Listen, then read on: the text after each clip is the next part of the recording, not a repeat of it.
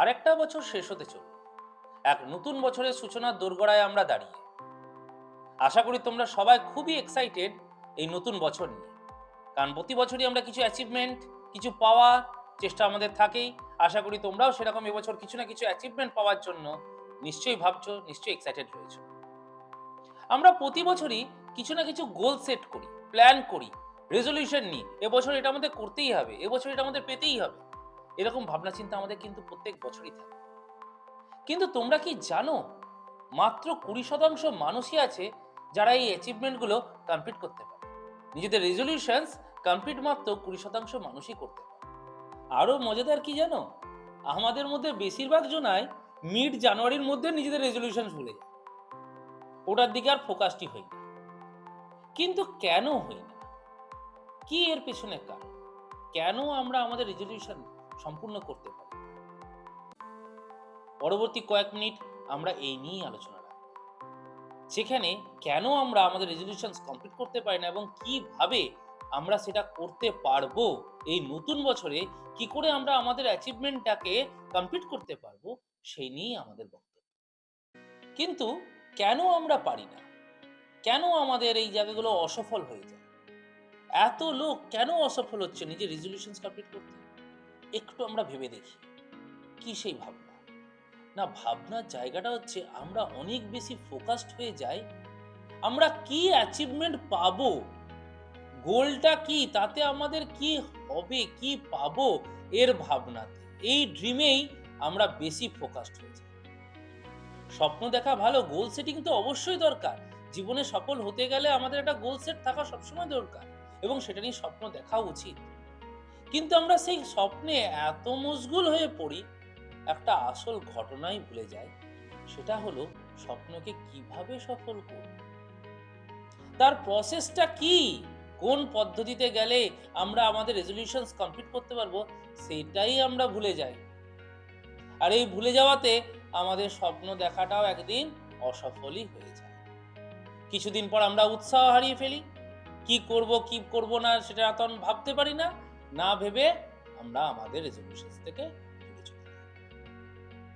তাহলে কি করে এটা আমরা ভাবলাম, কি তার উপায়, কিভাবে প্ল্যান করলে আমরা এখানে সফল হতে পারি? তো এই অ্যাচিভমেন্টটা পাওয়ার জন্য আমরা কোন উপায় কাজে লাগাবো? এই উপায়টা কি না, এবছর একটু অন্যরকম ভাবেই ভাবি। প্রতি বছর আমরা গোল সেটিং এর দিকে বেশি মন দিই, প্ল্যানের দিকে বেশি মন দিই। এবছরও গোল সেট করি, প্ল্যান করি, স্বপ্ন দেখি, ড্রিম ইজ ইম্পর্টেন্ট, কিন্তু ওটাকে একটু সাইডে রাখি। আগে নজর দিই করার প্রসেসটাতে। স্বপ্নটাকে সফল করব, তার কি প্রসেসটা নেব সেটাকে ভাবি। তো কি করব না, আমরা যে স্বপ্নটা দেখছি, যে অ্যাচিভমেন্টটা পাওয়ার কথা ভাবছি, যে গোলটা সেট করছি, সেটাকে ছোট ছোট অংশে ভেঙে নিই। আমরা প্রতিদিনকার টাস্কে কিভাবে সেটাকে জুড়ে অ্যাচিভমেন্টটা পাওয়া যায় সেটার দিকে প্ল্যান করি। টোটাল ওয়ার্কটাকে কতগুলো ছোট ছোট টাস্কে ভেঙে নিই, এভরিডে টাস্কে, যে প্রতিদিন আমাকে এই অংশটুকু করতে হবে। আমি যদি আমার পড়াশোনার কথা ভাবি, 90% 100% এর ভাবনায় রাখি যে হ্যাঁ, এবছর আমাদের বোর্ড এক্সামসে আমি 90 থেকে 100% এর মধ্যে নিজের স্কোরটাকে রাখবো, তাহলে সেইটা পাওয়ার জন্য আমরা সেই জিনিসটাকে ছোট ছোট অংশে চ্যাপ্টার ধরে ধরে প্ল্যান করি। টোটাল কাজটাকে এভরিডে ওয়ার্কের মধ্যে নিয়ে চলে আসে। কথায় আছে, স্মল মিলাতে যাও লার্জ বানাতে যাও। তো এই স্মল টার্গেটটাকে আমরা আগে আছি, যখন ডে টু ডে আমরা ছোট ছোট অংশগুলো অ্যাচিভ করতে থাকবো, আমাদেরও কিন্তু মোটিভেশন পেতে সুবিধা হবে। আমরাও ভাবতে পারবো যে না, আস্তে আস্তে আমরা আমাদের গোলের দিকে এগোচ্ছি। তাই এবছর জোর দিই ছোট্ট অংশ তৈরি করতে এবং সেই ছোট অংশগুলোকে সফল করতে। তো বন্ধুরা, তোমরা যে যে রেজলিউশনে রাখছো, যে অ্যাচিভমেন্টটা, যে গোলটা এবছর পেতে চাইছো, সেটাকে ভেঙে নাও তোমাদের প্রতিদিনকার কাজের মধ্যে। এমনভাবেই প্ল্যান করো যেন প্রত্যেক দিন তুমি কিছুটা পার্ট কমপ্লিট করতে পারো। যখন তুমি ধীরে ধীরে এই পার্টগুলো কমপ্লিট করবে, at the end of the year তুমি দেখবে তোমার সমস্তটাই কমপ্লিট হয়ে গেছে, তুমি তোমার রেজলিউশনসও সাকসেসফুল হয়ে গেছো। তো এবছর একটু এই প্রসেসটাতে চলো, যাতে তোমরা তোমাদের অ্যাচিভমেন্টটা সুন্দর করে এবছর সম্পূর্ণ করতে পারো। আরেকটা বিশেষ জিনিস এবছর খেয়াল করবে, সেটা হচ্ছে নিজের জন্য খুব হাই টার্গেট নিয়ে নিও। সবসময় আমরা কি ভুল করে ফেলি, অনেক সময় আমরা আমাদের রেঞ্জের থেকেও বড় কিছু ভেবে নিই। সাপোজ আমি স্কোর করি 70% এর কাছাকাছি, আমি একদম ভেবে নিলাম এবছর আমি 100% স্কোর করব। বাবা হবে না, এই জায়গাটাতেই কিন্তু আমরা খারাপ হয়ে যাই। কারণ যখন আমি দেখব আমি 70 জায়গায় 75 76 করেছি, 100 থেকে অনেক দূরে, আমার উৎসাহ কমে যাবে। আবার নিজের জন্য বিলো টার্গেটও রাখবো না, ওই 60 পেলেই হলো, 50 পেলেই হলো, এটাও কিন্তু করব না। নিজের স্ট্যান্ডার্ডটাকেও নামিয়ে আনবো না। কারণ আমি যদি আবার কম ভাবনা ভাবি, তাহলে কিন্তু আমার স্তরটা এবছরে নেমেই যাবে। তাহলে কি করব? আমরা স্মল টার্গেট, একটা আমাদের রেঞ্জেবল টার্গেটটাকে ভাবি, আগে সেটাকে অ্যাচিভ করি। কি করব? নিজেদের ফার্স্ট হাফে বলে আমি 70 তে দাঁড়িয়ে আছি, তাহলে 80 কে অ্যাচিভ করার চেষ্টা করি। ওটা আমার গ্রিপের মধ্যে থাকবে, রেঞ্জের মধ্যে থাকবে, এবং যখন আমি 80 অ্যাচিভ করব, আমার কনফিডেন্স বিল্ড আপ হবে। হ্যাঁ, 70 থেকে 80 আমার ইমপ্রুভমেন্ট হয়েছে। তাহলে পরের বার টার্গেটটা কি করব? বলে 80 থেকে 90 ভাবি। এরকম করে যখন আমি আমার রেঞ্জের মধ্যে ছোট ছোট টার্গেটটাকে অ্যাচিভ করতে করতে যাব, আমি একটা সময় কিন্তু 100 এর কাছে পৌঁছেই যাব। তাই নিজেকে বেশি প্রেসারাইজ করার কিছু নেই। নিজের জন্য পরবর্তী এক্সামসে নিজেদের যে ওয়ার্ক ফেনোমেনা রয়েছে, সেখানে একটা ছোট্ট টার্গেট প্লেস করি, যেন আমি আগের বারের থেকে বেটার পারফর্ম করি। আমার 1% ইমপ্রুভমেন্ট হোক, কিন্তু যেন ইমপ্রুভমেন্ট হয়, কখনো যেন কমের দিকে না চলে আসে। যে যে জায়গায় দাঁড়িয়ে আছি, কোনো চিন্তা নেই, আমাদের কোনো স্থান থেকেই বলা নেই যে আমাদের নিচের দিকে হবে, আমার দ্বারা আর কিছু হবে না। সেলফ বিলিভ রাখো, তুমিই পারো। বড় টার্গেট দেওয়ার দরকার কি আছে? রাখো না ছোট টার্গেট, খালি ইমপ্রুভমেন্টটাতে নজর দাও। এবছর নিজেকে ইমপ্রুভ করার দিকে নজর দাও।